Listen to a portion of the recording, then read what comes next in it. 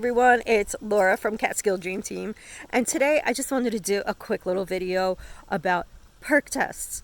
Now, we're buying a piece of property and we had to get a perk test done for the property that we're interested in buying ourselves, and I thought this was a good time to maybe educate people, land buyers, on what a perk test is, what to expect, and what the heck is it, what's it for?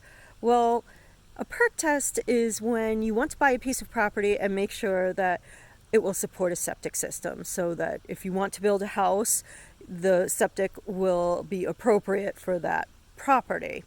So what you need for a perk test is an engineer, usually an excavating company, and if the property you want to buy is in the Catskills watershed area, you will need a DEP representative there at the perk test as well. And what happens at the perk test is, the first part of the perk test is actually the deep pit test. And the excavator will dig a big hole, and the engineer will examine the soils on the inside of the hole that was just dug and determine where the hard pan starts, which is, there's a nice topsoily layer where it's more aerated, and then as you go down you can see if it's really moist, and where it's really hard, they call that hard pan, and that's not great for a septic system. But if you have enough of the aerated and fluffier stuff on top, then you can probably work with that in a septic system, or you might need to bring in more fill, like sand or something. So they need to the engineer will examine the soils and determine what type of system would be appropriate for that property. That's the first part of the perk test. The second part of the perk test is what they call the percolation part of the perk test, right? So the percolation part is they dig another hole, fill it with water, and then they will time the rate of absorption. So you want to make sure, if you have a leach field or something in your septic system, that the soil is able to absorb the water from the septic system, because if it didn't, you'd have a really big smelly mess, and definitely not what you want, right? So that's the second part of the perk test. So the perk test doesn't take that long to complete.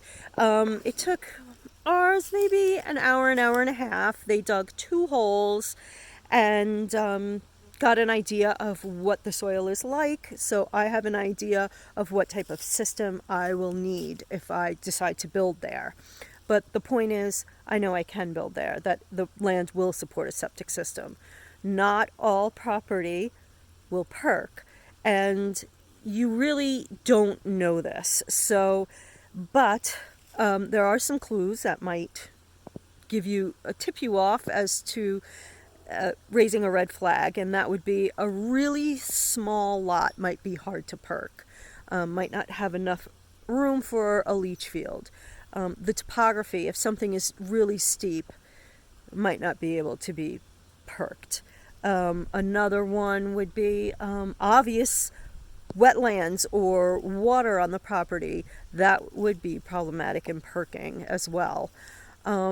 So there are some properties that won't perk, and they're okay too. If you just want to pitch a tent and use it for recreation, it's perfect, and you can usually find those properties less expensive.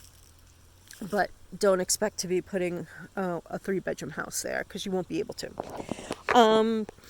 So that's it. The engineer that I used was Ed McCarthy from Steelbrook Engineering, and the excavator was Ben Reynolds out of Walton.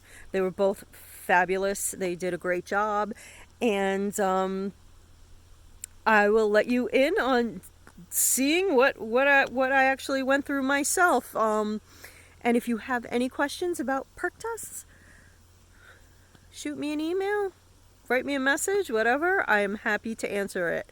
I know that this is kind of confusing for people, but it's really just pretty straightforward. Perk tests cost about, roughly, depending on the engineer's fees and things, about $1,000. And that is the responsibility of the buyer. It's part of your due diligence, but it's pretty important, so you want to make sure you get that done. Okay, I hope this was helpful, and look forward to speaking with you.